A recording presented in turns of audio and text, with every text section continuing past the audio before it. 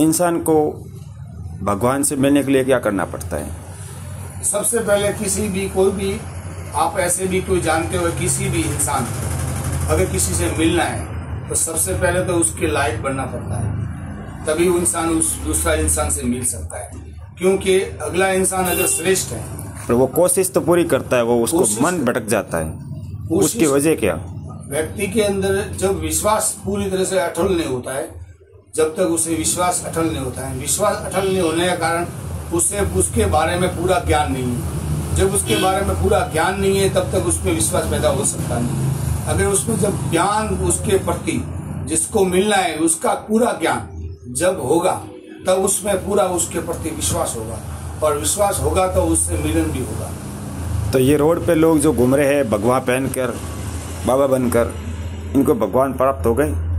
ये जो लोग घूम रहे हैं उनका लोगों का घूमने का कारण है जब ये भगवा धारण किया, वो स्थितियां कुछ और थी, तब वो उस राह पर चल नहीं पाए, टिक नहीं पाए, और उन्होंने अपने विचार और अपने इंद्रियों के आवेश में आकर वो चीज तो वो की वो रखी है भगवा धारण करके, मगर उनका मन विचलित हो गया और उन्होंने राह दूसरी पकड़ ली, और वो अपने अपने जैसे जैसे कर्म करते हैं उस कर्म के कारण वो बदनाम भी हो रहे हैं, और काफी जो सही कर्म कर रहे हैं वो आबाद भी हो रहे हैं। अच्छा, तो इसमें स्त्री जो दुनिया के लोग बोल रहे हैं कि स्त्री धर्म वाले या स्त्री है उनको भगवान के प्रति इतना आकर्षक नहीं होना चाहिए कि वो स्त्री है, कि वो पूजा कर सकती है या नहीं? औरत कोई भी दृष्टिकोण से औरत पूजा नहीं करती ये तो कोई चीज है ही नहीं, क्योंकि औरत का खाली शरीर उसके पास है और आदमी के अंदर आदमी का शरीर है, मगर दोनों के अंदर परमात्मा का अंश तो दोनों में वो का वही है। पर वो स्त्री धर्म में भी तो आती है। औरत स्त्री धर्म में आती है तो उसके कुकर्म है, इसका मतलब नहीं कि उसके कर्म खराब थे इसलिए स्त्री धर्म में आई, यही बात हुई। वो स्त्री जब अपनी बालक अवस्था में होती है 5 साल के से लेकर 10 साल तक, तो वो स्त्री धर्म में नहीं होती है। स्त्री तो वही होती है मगर वो धर्म में नहीं होती है। तो जब जैसा समय आता है उस तरह से अगर आदमी पाप भी होता है तो उस पाप का निवारण भी होता है, और जब आदमी पाप के निवारण से बाहर निकलता है फिर भी भगवान की भक्ति कर सकता है। अगर व्यक्ति पापी है, बहुत बड़ा पापी है, बड़े बड़े पापी होते हैं दुनिया में, बहुत बड़े बड़े पापी भी हुए और बहुत बड़े बड़े पापियों ने बहुत बड़ा पाप भी किया, तो उन्होंने पाप करने के बाद में भी उन्होंने भगवान को भले उसके भगवान के खिलाफ होकर, भगवान का दुश्मन रूप में होकर भी भगवान को उन्होंने याद किया। सबसे बड़ी स्थितियां होती है वो याद है। जब तक आपको याद नहीं है परमात्मा का, उसकी याद नहीं आती है तब तक आप परमात्मा से दूर हो। जब तुम्हें याद ही नहीं आएगी तो उनके लक्षणों की और उनके प्रति तुम्हें विश्वास भी नहीं होगा। तुम्हें उनकी याद आएगी, उनके गुणों को तुम प्राप्त करोगे, उनके लक्षणों को प्राप्त करोगे और उसकी राह पर चलोगे, और धीरे धीरे करते आपको विश्वास पैदा होगा और उसी कारण परमात्मा मिल सकते हैं। परमात्मा को मिलने के लिए उस 24 घंटे में कोई टाइम है इसका, या बिना टाइम से मिल सकते हैं? परमात्मा का मैं आपको बात कहता हूँ कि परमात्मा समय के आधीन में है ही नहीं, तो आपको समय तो छोटी सी स्थिति बताइए समय की, तो समय से परे भी समय है। जब ऐसा एक वाक्य आता है कि उसमें बोलते हैं कि जब ये समय बनाया तो वो भी कोई समय होगा। ये जो समय चल रहा है, इस समय को प्रेजेंट का जो समय चल रहा है अभी का, वो समय को बनाने में भी कोई समय होगा।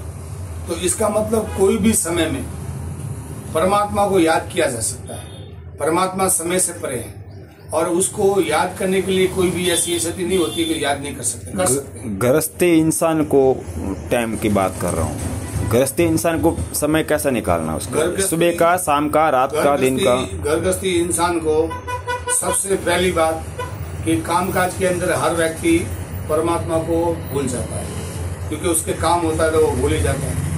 काम ये कर्म इंद्रियों का काम है। कर्म इंद्रियां जब तक ज्ञान इंद्रियों का सपोर्ट नहीं करेगी, जब तक कर्म इंद्रियां जो हैं वो ज्ञान इंद्रियों का जब तक संग नहीं करेगी, सबसे जो शुरुआत है परमात्मा की, जब तक व्यक्ति संग नहीं पकड़ता, किसी का संगत। और जब तक वो संग नहीं पकड़ेगा अच्छे व्यक्तियों का, तब तक उसमें ज्ञान नहीं आता है। वैसे के वैसे कर्म इंद्रिया जब तक ज्ञान इंद्रियों का सहारा नहीं लेगी, तब तक उसे समय नहीं मिल सकता। जब तक कर्म इंद्रिया अपने ही काम के अंदर उलझी रहेगी, तब तक वो व्यक्ति को बाहर निकलने नहीं देगी। संसार के कर्म के अंदर कर्म इंद्रिया सबसे ज्यादा उसको परेशान करती है। कर्म इंद्रियों के बाद में अगर उसको ज्ञान इंद्रिया प्राप्त होगी, अगर ज्ञान इंद्रियों के भरोसे चल रही है, तो व्यक्ति को समय मिलेगा। और ज्ञान इंद्रियों के बाद में जब मन की स्थिति जुड़ जाएगी ज्ञान के साथ में, जो ज्ञान इंद्रिया ज्यादा काम करना चालू कर देगी, परमात्मा की तरफ अपनी दिशा को लगाएगी, तब वो धीरे धीरे करते करते मन को भी अपनी दिशा में ले लेगा।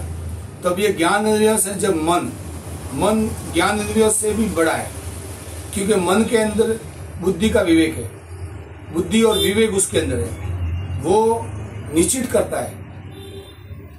ज्ञान इंद्रिया तो खाली उसको महसूस करती है, मगर बुद्धि और विवेक ये मन के थॉट होते हैं। तो मन उस ज्ञान इंद्रियों के साथ में रहकर वो मन को परमात्मा में जैसे लीन करते हैं, धीरे धीरे करके, तो उसके मन जिस दिशा में जाएगा वहां पर उसके लक्षण प्राप्त करेगा। वो सही है, गलत है, उसके अंदर कौन से ज्ञान है, कौन से विचार हैं, कौन सी चीजें हैं, कई सवाल उठेगा प्रश्नों मन के अंदर। तो मन उन प्रश्नों का हल उस दिशा से लेता रहेगा अपने ज्ञान इंद्रिय कर्म इंद्रियों के जरिए।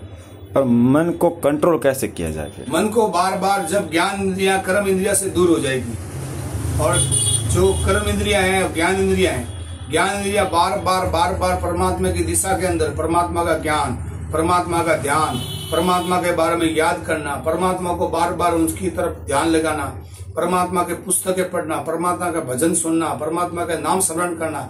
जब ये ज्ञान इंद्रिया ऐसा काम करना चालू करेगी, ज्यों ज्यादा करेगी, ज्यों ज्ञान इंद्रिया ज्यादा है, मन एक है। ज्ञान इंद्रिया 5 ज्ञान इंद्रिया है, 5 कर्म इंद्रिया है। 5 कर्म इंद्रिया को 5 ज्ञान इंद्रिया उनको विलुप्त कर देगी, और ज्ञान इंद्रिया जब विकसित होगी तो 5 ज्ञान इंद्रिया एक मन को कंट्रोल में ले लेगी।